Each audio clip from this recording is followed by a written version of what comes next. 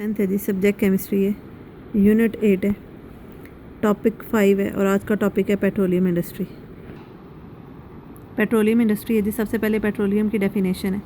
Petroleum क्या चीज़ है? एक ये नेचुरल प्रोडक्ट है जो कहाँ पे प्रेजेंट है, under the earth crust trapped in rocks के दरमियान में ज़मीन के नीचे पेट्रोलियम प्रोडक्ट प्रेजेंट होता है, इसलिए इसे क्या कहा जाता है? इसे रॉक ऑयल भी कहा जाता है। डेफिनेशन इसकी क्या है? It is a complex mixture of several gaseous liquid and solid hydrocarbons having water, salt and earth particles with it. It is lighter than water और अगर हम इसको देखें तो वाटर में ये इनसॉल्युबल होता है, क्योंकि जो पेट्रोलियम प्रोडक्ट है ये basically non polar in nature और वाटर जो है ये आपके पास पोलर इन नेचर है। ओरिजिन ऑफ पेट्रोलियम पे आ जाएँ तो petroleum was formed by the decomposition of dead plants and animals buried under the earth crust for million of years. That mean जब भी कोई अर्थक्वेक आता है या कोई भी ऐसा प्रॉब्लम होता है तो उससे क्या होते हैं, जो डेड प्लांट्स, जो एनिमल्स और प्लांट्स होते हैं, they are buried under the earth crust और वो डेड प्लांट्स और एनिमल्स में कन्वर्ट हो जाते हैं। फिर उसके ऊपर डिफरेंट माइक्रो ऑर्गेनिजम्स और बैक्टीरिया एक्ट करते हैं टेम्परेचर और प्रेशर की प्रेजेंट पे और in the absence of air. तो आपके पास क्या होता है, ये डेड प्लांट्स और एनिमल्स हैं, ये किस में कन्वर्ट हो जाते हैं? पेट्रोलियम प्रोडक्ट में कन्वर्ट हो जाते हैं। So it is believe that million of years ago living plants and animals in the seas died, their bodies sank and buried under the mud and sand. अब क्या है, जब वो बरीड हो जाते हैं under the mud and sand तो क्या होता है? डिकम्पोजिशन प्रोसेस होता है that take place in the absence of air because of high pressure, क्योंकि ज़मीन के नीचे क्या होता है? टेम्परेचर और प्रेशर हायर होता है और डिफरेंट माइक्रो ऑर्गेनिजम्स जो हैं वो under the earth crust present होते हैं, लाइक बैक्टीरिया। तो बैक्टीरिया उसके ऊपर एक्ट करते हैं बट एयर वहाँ पे प्रेजेंट नहीं होती। So this process took million of years for completion. ये नहीं है कि 1-2 डेज़ में या 1-2 मंथ्स में या 1-2 ईयर्स में ये रिएक्शन कंप्लीट होता है। This process took million of years for completion and after millions of years the remains of dead plants and animals were converted into dark brownish viscous crude oil. crude oil क्या होता है? ये आपके पास impure oil है जिसके अंदर different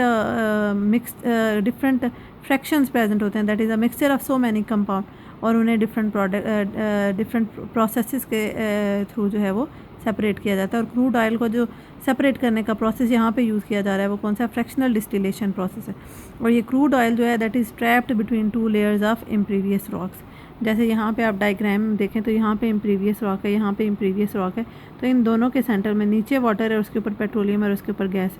gas जो इसकी डेंसिटी सबसे कम होती है और पेट्रोलियम की डेंसिटी, जो लिक्विड पेट्रोलियम उसकी डेंसिटी गैस से हायर होती है और वाटर की डेंसिटी इन दोनों से हायर होती है। तो जिसकी डेंसिटी सबसे ज़्यादा है वो लोअर साइड पे होगा, उसके ऊपर पेट्रोलियम और उसके ऊपर गैस। तो जब डिगिंग का प्रोसेस किया जाता है, इसको निकालने का प्रोसेस किया जाता है, खोदा जाता है ज़मीन को और मशीन्स को नीचे तक लेके जाते हैं, तो पहले क्या होता है? इस पेट्रोलियम प्रोडक्ट के ऊपर जो गैस प्रेजेंट होती है वो रिमूव होती है।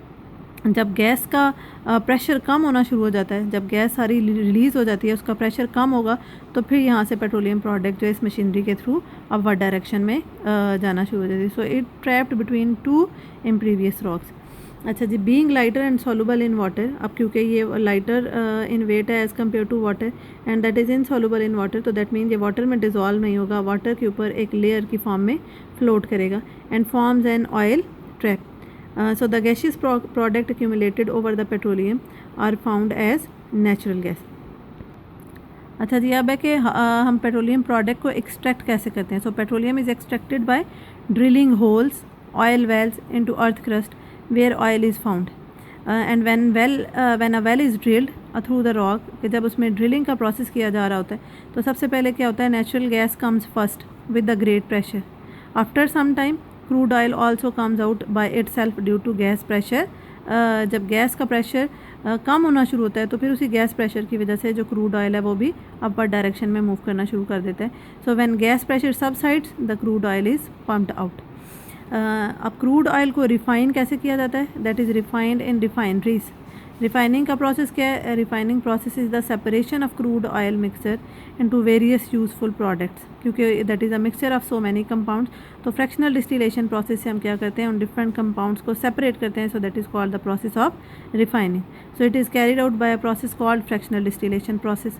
अब इस फ्रैक्शनल डिस्टिलेशन प्रोसेस का प्रिंसिपल क्या है? The principle of fractional distillation is based upon the separation of substances depending upon their boiling point, कि उसके अंदर जो डिफरेंट कंपाउंड्स प्रेजेंट है उनके बॉइलिंग पॉइंट पे डिपेंड करता है कि हम ये प्रोसेस कैसे प्रोसीड करेंगे. So the substance having low boiling point boils out first living behind the other. जिसका बॉइलिंग पॉइंट सबसे कम है वो सबसे पहले बॉयल होगा और पीछे उसके डिफरेंट कंपाउंड्स रह जाएंगे और ऐसे वन बाय वन जो है वो आपके पास सारे कंपाउंड जो हैं बॉयल होकर वेपर्स की फॉर्म में कन्वर्ट हो जाएंगे. So the next fraction of slightly higher boiling point boils out and this process remains continue until a residue left behind and the vapours of each fraction. जो ये हर एक fraction के vapours हैं उन्हें अलग कंटेनर्स में कलेक्ट किया जाता है और कंडेंस करके दोबारा लिक्विफाई करके या सॉलिडिफाई करके उसे यूज़ किया जाता है. और ये जो फ्रैक्शनल डिस्टिलेशन का प्रोसेस है, पेट्रोलियम की फ्रैक्शनल डिस्टिलेशन का प्रोसेस है, that is carried out in a tall fractionating tower. अच्छा जी, अब यहाँ पे प्रोसेस है डिटेल में कि कैसे प्रोसेस प्रोसीड होगा. सो क्रूड ऑयल जो है उसे एक फर्नेस में, जिसे हम फ्रैक्शनेटिंग टॉवर कह रहे हैं, उसमें हीट करते हैं up to 400 degree C. Temperature को इंक्रीज़ करते हैं up to 400 degree C under high pressure and then vapours are pass through a fractionating column from near its bottom. के बॉटम की साइड से उन सारे वेपर्स को सेंड कर दिया जाता है फ्रैक्शनेटिंग टॉवर के कॉलम में. अब क्योंकि ये सारे वेपर्स की फॉर्म में कन्वर्ट हो गए तो hot vapour rise up in the column, that mean वो अपवर्ड डायरेक्शन में मूव करेगा and gradually cool down and condense.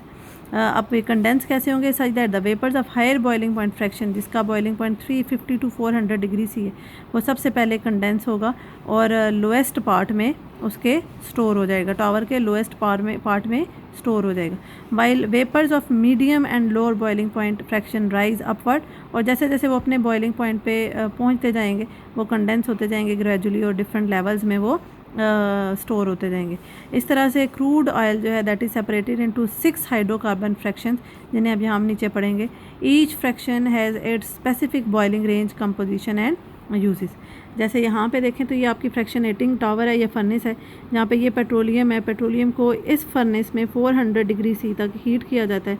जब ये वेपर्स की फॉर्म में कन्वर्ट हो जाता है तो इसे इस फ्रैक्शनेटिंग टावर के कॉलम में सेंड कर दिया जाता है. जब ये वेपर्स हैं तो ये अपवर्ड डायरेक्शन में जाएंगे तो वो जिसका बॉइलिंग पॉइंट सबसे ज़्यादा है वो सबसे पहले कंडेंस होगा और कंडेंस होकर इस कंटेनर में वो स्टोर हो जाएगा. फिर सेकंड जो है वो सेकंड लेवल पे, फिर थर्ड पे, फोर्थ पे, फिफ्थ पे और सिक्स पे, इस तरह ये 6 कॉलम्स में डिवाइड हो जाता है. और इसके ये जो 6 आपके पास कॉलम्स हैं, ये 6 फ्रैक्शंस हैं, ये कौन कौन से हैं? फ्यूल ऑयल है जिसकी टेम्परेचर की रेंज 350 टू 400 डिग्री सी है. डीजल ऑयल है 250 टू 350 डिग्री सी है. कैरोसिन ऑयल है 172 टू 250 डिग्री सी है. गैसोलीन या पेट्रोल है 80 टू 170 डिग्री सी है. पेट्रोलियम या ईथर है जिसकी 30 टू 80 डिग्री सी है. और पेट्रोलियम गैस है that is up to 25 degree C.